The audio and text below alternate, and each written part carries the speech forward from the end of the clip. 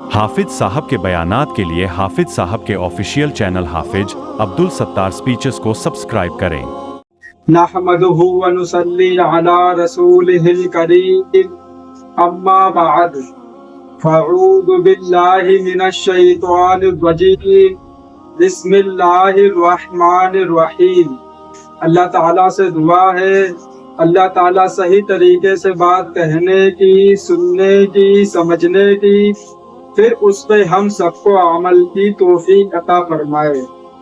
आज मैं जो बात करने जा रहा हूँ वो बच्चों की तरबियत के ऊपर बात है कि हम मुसलमान भाइयों को अपने बच्चों की तरबियत कैसे करनी है। उन्हें एक बेहतरीन इंसान बनाना है, या जो माहौल दुनिया के अंदर चल रहा है जैसे शराबी, जुआरी और जो लोग गलत काम करते हैं वो हमको बनाना है। नई नस्ल की हालत, अगर इस वक्त पूरे माशरे का जायजा लेकर देखा जाए तो शायद अक्सर ऐसे लोग मिलेंगे जो कुरान शरीफ नाजरा नहीं पढ़ सकते, जिन्हें नमाज सही तरीके से पढ़ना नहीं आती। वजह उसकी ये है कि बच्चा पैदा होते ही माँ बाप ने ये फिक्र तो की उसको कौन से इंग्लिश मीडियम स्कूल में दाखिल किया जाए, लेकिन दीन की तालीम की तरफ ध्यान और फिक्र नहीं की।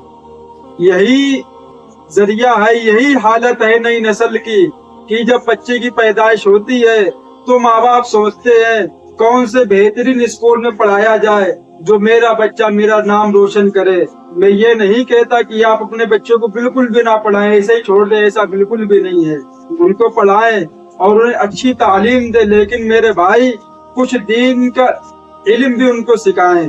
उन्हें ये मालूम हो कि अल्लाह तबारक व तआला ने इस्लाम के अंदर कौन सी चीज जायज की है और कौन सी चीज नाजायज की है। उन्हें ये मालूम है क्या हलाल है और क्या हराम है। अगर उनको ये भी मालूम नहीं है तो क्या ऐसी जिंदगी जीने से फायदा कि इंसान को ये भी ना पता हो कि शराब पीना इस्लाम में हराम है या जायज है। उसको ये भी ना पता हो कि चोरी करना इस्लाम में गुनाह है या गुनाह नहीं है। उसको ये भी ना पता हो कि गैर महरम को देखना गुनाह है या नहीं गुनाह, उसको ये भी ना पता हो। तो मेरे भाई अपने बच्चों को इतना इल्म सिखा दें कि उनको नमाज मालूम हो जाए कि नमाज कैसे पढ़ी जाती है। मैंने ये भी देखा है कि अगर बच्चा स्कूल में पढ़े और कम नंबर लेके आए तो माँ बाप बहुत गुस्सा करते हैं, मारते भी हैं, पीटते भी हैं। लेकिन जब वही बच्चा किसी हाफिज के पास पढ़ने जाता है और वो सबक नहीं सुनाता है और हाफिज जी अगर उसकी पिटाई कर देते हैं तो घर वाले उनके ऊपर चढ़ जाते हैं कि तुम्हारी हिम्मत कैसे हुई मेरे बच्चे को हाथ लगाने की। इतना उनको दबाया जाता है। और अगर बच्चा कई दिनों से सबक नहीं सुना रहा है तो माँ बाप कुछ भी नहीं कहते। क्या कहते हैं? अरे अभी छोटा है, बाद में सुना देगा। लेकिन जब वही बच्चा जब जो पेपर होते हैं स्कूल के उसमें अगर कम नंबर लेके आता है तो माँ बाप बहुत पिटाई करते। नाक कटवा दी मेरी। दुनिया के मामले में इंसान बहुत गैरतमंद बनता है, लेकिन जो चीज मरने के बाद जो काम आने वाली है आखिरत में, और वही चीज तुम्हारे मरने के बाद जब तुमने अपने बच्चों को कुरान पढ़ाया होगा, उन्हें कुरान की तालीम दी होगी, तो तुम्हारे इंतकाल के बाद तुम्हारे बच्चे तुम्हारे लिए कुरान पढ़ पढ़ के बख्शेंगे। जब तुमने उन्हें कुछ भी नहीं सिखाया तो वो तुम्हारे लिए क्या भेजेंगे।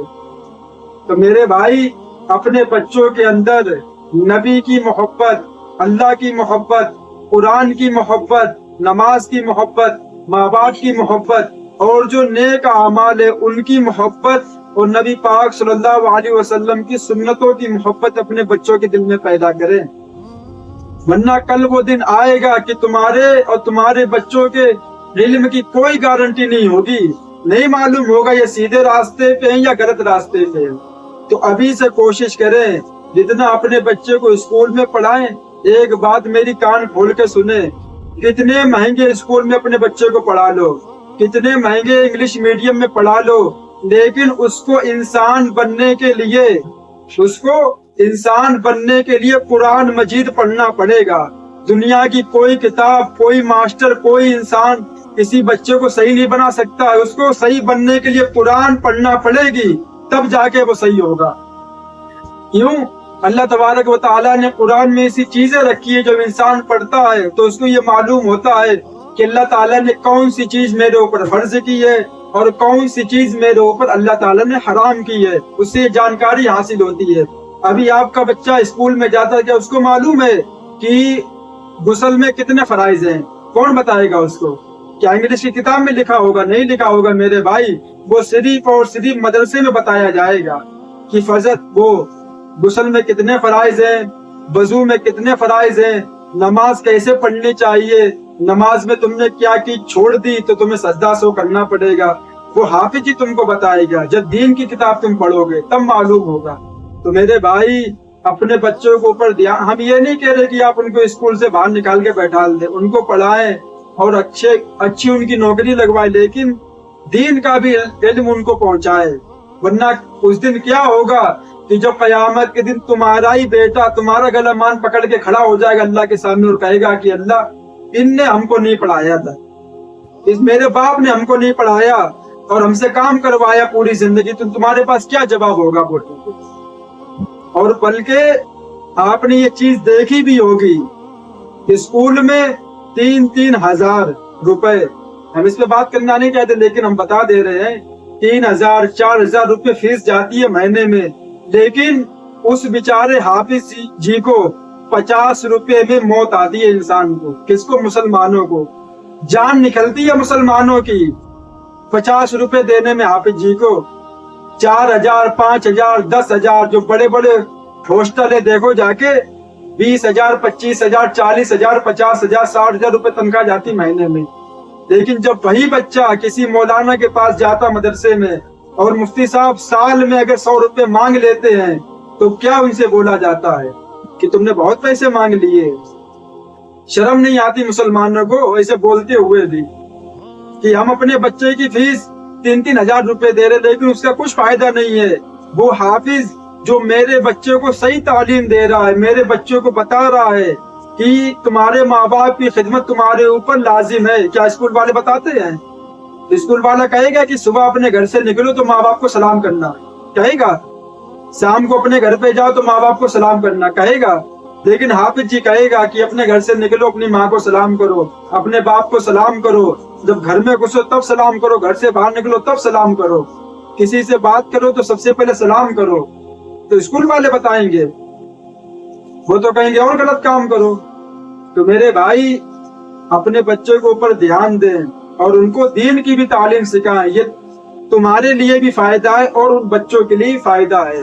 ان کو معلوم ہوگا کہ میرے باپ نے ہم کو پڑھایا تو ہم کو معلوم ہوا کہ اسلام میں کون سی چیز اللہ نے حرام کی ہے، کون سی چیز ناجائز کی ہے، لیکن کل اس کی شادی ہو جائے گی اور اس کی بیوی اس کے پاس آئے گی تو اس کو یہ بھی معلوم نہیں ہوگا کہ بیوی کے حقوق کیا کیا ہوتے ہیں شوہر کے اوپر، اس کو یہ نہیں معلوم ہوگا کہ کیا حق ہے بیوی کا، کیا مہر ہے، کیسے ہم کو اس کے ساتھ رہنا ہے، اس کو نہیں معلوم ہوگا۔ جھگڑے ہوں گے، لڑائی ہوگی، طلاق ہو جائے گی، بس یہ ہوگا۔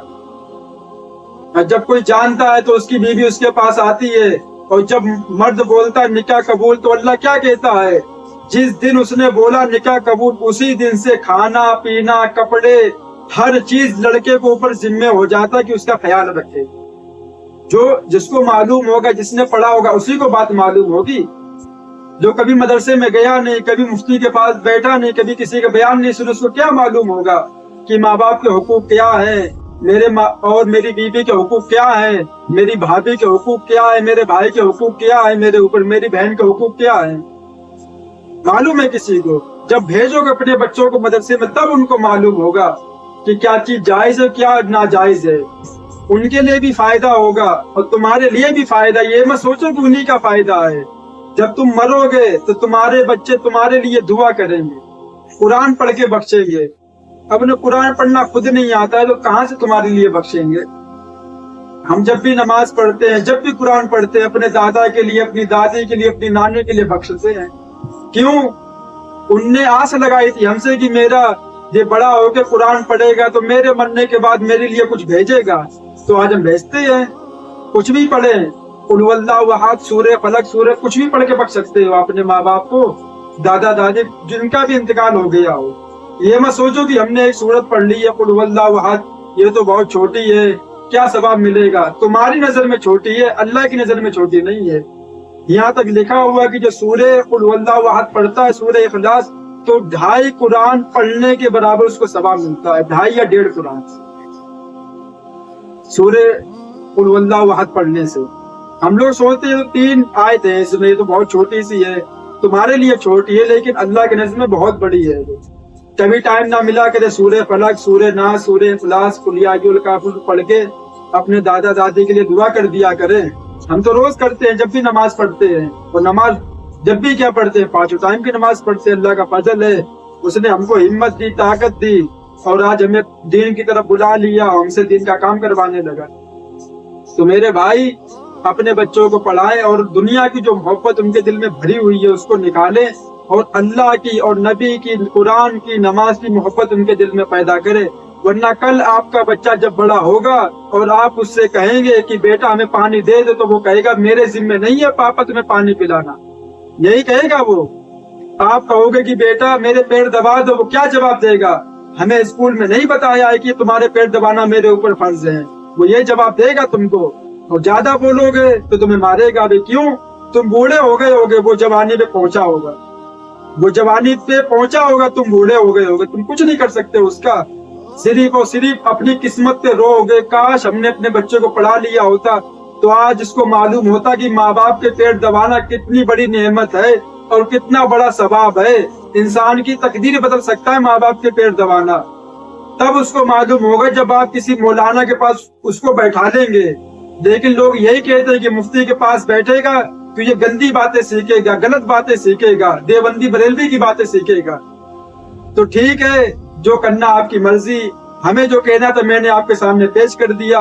سمجھنے والے سمجھ گئے ہوں گے کہ ہم نے کیا بولا۔ اللہ تعالیٰ سے دعا ہے اللہ تعالیٰ ان باتوں پہ ہم سب کو عمل کی توفیق عطا فرمائے۔ وآخر الدعوانا والحمد للہ رب العالمین۔